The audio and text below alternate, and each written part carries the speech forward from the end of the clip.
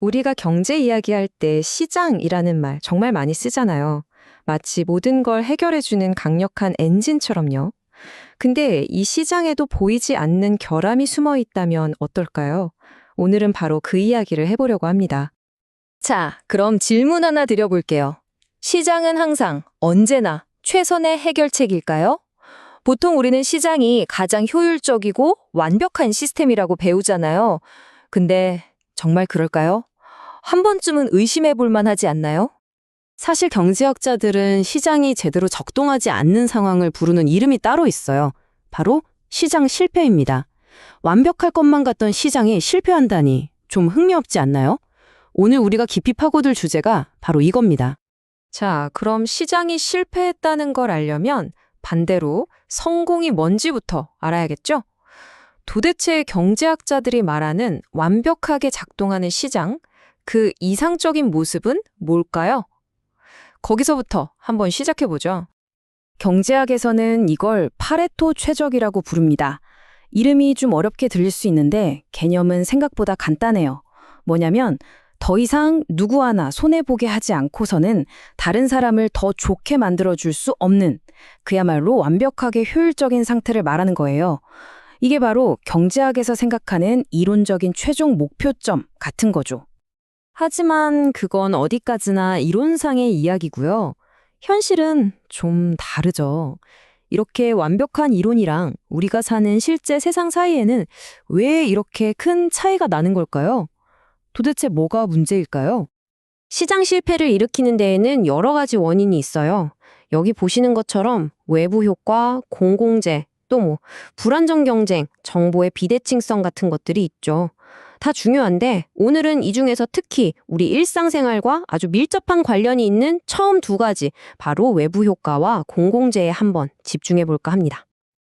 자, 그럼 첫 번째 주자, 외부 효과부터 한번 제대로 파헤쳐 보죠. 이게 이름에 힌트가 있어요. 말 그대로 시장 거래의 외부에서 일어나는 어떤 파급 효과, 스필로버 효과라고 생각하시면 이해가 정말 쉬울 거예요. 맞아요. 한마디로 경제적인 부작용이라고 생각하면 딱입니다. 그러니까 내 어떤 경제 활동이 시장 가격 같은 걸 거치지 않고 제3자에게 의도치 않은 영향을 주는 거죠.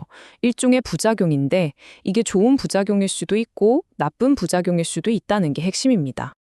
나쁜 부작용, 그러니까 부정적 외부 효과의 가장 대표적인 예가 바로 공장 매연 같은 환경 오염이죠. 한번 생각해 보세요. 공장은 철강이나 인건비 같은 사적 비용만 딱 계산해서 물건을 만들어요. 근데 그 과정에서 나오는 오염 물질은요? 그건 우리 사회 전체가 같이 떠안아야 하는 사회적 비용이잖아요. 건강 문제나 환경 정화 비용처럼요. 근데 이 사회적 비용이 제품 가격에 전혀 반영이 안 되니까 공장 입장에서는 굳이 오염을 줄일 이유가 없는 거죠. 결국 어떻게 될까요? 사회적으로 적정한 수준보다 훨씬 더 많은 오염물질이 배출되고 그런 제품들이 과잉 생산되는 겁니다. 반대로 좋은 부작용, 즉 긍정적 외부 효과도 있어요. 백신 접종이 아주 좋은 예입니다. 내가 백신을 맞으면 일단 나 자신이 병에 안 걸리니까 좋죠. 이게 사적 편익이에요. 그런데 내가 병에 안 걸리면 다른 사람한테 병을 옮길 가능성도 줄어들잖아요. 우리 사회 전체의 감염병 확산 위험이 낮아지는 어마어마한 사회적 편익이 생기는 거죠. 이게 바로 집단 면역이고요. 근데 그렇다고 사회가 저한테 고맙다고 돈을 주진 않잖아요? 그러다 보니 사람들은 이 사회 전체의 이익까지는 다 고려하지 않게 되고 결국 사회적으로 필요한 양보다 백신 접종률이 낮아지는, 즉 과소 생산되는 문제가 발생하는 겁니다.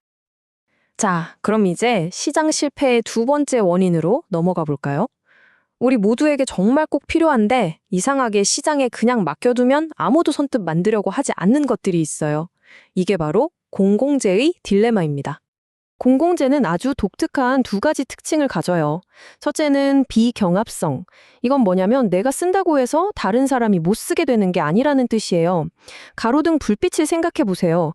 제가 그 불빛 아래를 지나간다고 해서 불빛이 달나요? 아니죠. 다른 사람도 똑같이 이용할 수 있잖아요. 둘째는 비배제성. 돈을 안 낸 사람을 너는 쓰지 마 하고 막을 수가 없다는 거예요. 국방 서비스를 예를 들면 세금 안 냈다고 해서 그 사람 동네만 콕 집어서 외계인 침공에 무방비로 둘 순 없잖아요. 불가능하죠. 바로 이 지점에서 문제가 생기는 겁니다. 이 문장의 핵심을 꿰뚫고 있죠. 누구나 공짜로 즐길 수 있다면 도대체 누가 자원해서 돈을 내려고 할까? 이걸 바로 그 유명한 무임승차 문제라고 부릅니다. 다들 누군가는 내겠지 하고 기다리기만 하는 거예요. 생각해보면 되게 아찔하죠. 모두가 이런 생각만 하고 있으면 국방이나 치안, 깨끗한 공기처럼 우리에게 꼭 필요한 것들이 아예 공급되지 않을 수도 있다는 거잖아요. 그럼 어떡하죠? 이대로 손 놓고 있어야 할까요? 바로 이 지점에서 이 골치 아픈 문제들을 해결하기 위해 구원투수가 등판합니다. 네, 바로 정부죠. 정부에게는 몇 가지 강력한 정책 도구가 있어요. 오염 같은 나쁜 외부 효과를 만드는 곳에는 세금을 딱 매겨서 사회적 비용을 스스로 부담하게 만들고요. 백신 접종처럼 좋은 외부 효과를 만드는 활동에는 보조금을 줘서 더 많이 하도록 장려하죠. 그리고 국방처럼 시장이 아예 공급을 못하는 공공재는 그냥 세금을 걷어서 직접 제공해버립니다. 자, 이러면 모든 문제가 깔끔하게 해결된 것처럼 보이죠? 시장이 실패하면 정부가 나서서 고쳐주면 되니까요.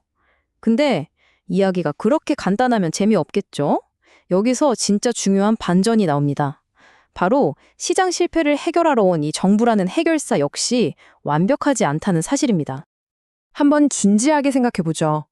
정부가 오염에 대한 세금을 매긴다고 할 때 그 완벽한 세율을 어떻게 알 수 있을까요? 사회적 비용을 정확히 얼마로 계산해야 할까요? 보조금은 또 얼마가 적당할까요? 이 완벽한 해결책이라는 걸 찾는 건 생각보다 훨씬 더 어려운 문제입니다. 문제가 더 복잡해지는 건 애초에 정부 개입의 목표를 정하는 것부터가 쉽지 않다는 거예요. 뭘 좋은 사회로 볼 거냐에 따라 답이 완전히 달라지거든요. 여기 세 가지 관점이 있죠. 사회 전체의 행복 총량을 늘리는 게 장땡이라는 공리주의. 아니, 파이는 무조건 공평하게 나눠야 한다는 평등주의. 그것도 아니면 사회에서 가장 약한 사람의 몫을 가장 먼저 챙겨야 한다는 롤스주의. 어떤 가치관을 선택하느냐에 따라 정책의 방향이 180도 바뀔 수 있는 겁니다. 근데 문제가 여기서 끝이 아닙니다. 케니스 에로우라는 천재 경제학자가 이걸 수학적으로 그냥 증명해버렸어요. 그 유명한 에로우의 불가능성 정리인데요. 이게 무슨 말이냐면 세상에 완벽한 투표 시스템 같은 건 존재할 수 없다는 거예요. 사람들 각자의 다양한 선호를 모아서 모두가 동의하는 합리적이고 민주적인 단 하나의 사회적 결정을 내리는 방법은 수학적으로 불가능하다는 충격적인 결론이죠. 이게 뭘 의미할까요? 바로 이겁니다. 우리가 아무리 머리를 싸매고 완벽한 민주주의 시스템을 설계하려고 해도 거기엔 근본적인 한계, 일종의 트레이드오프가 있을 수밖에 없다는 거예요. 모든 걸 다 가질 수는 없다는 거죠. 효율성, 공정성, 개인의 자유, 이 모든 걸 동시에 완벽하게 만족시키는 방법은 없는 겁니다. 그리고 마지막으로 정말 머리를 한 대 맞는 것 같은 이론이 하나 더 있습니다. 차선의 이론이라는 건데요. 이게 정말 직관에 반하는 내용이에요. 뭐냐면 이미 시장 실패라는 결함이 하나 있는 상태에서 다른 어떤 부분을 교과서적으로 완벽하게 고쳐놓는다고 해서 전체 상황이 무조건 더 나아지는 건 아니라는 거예요.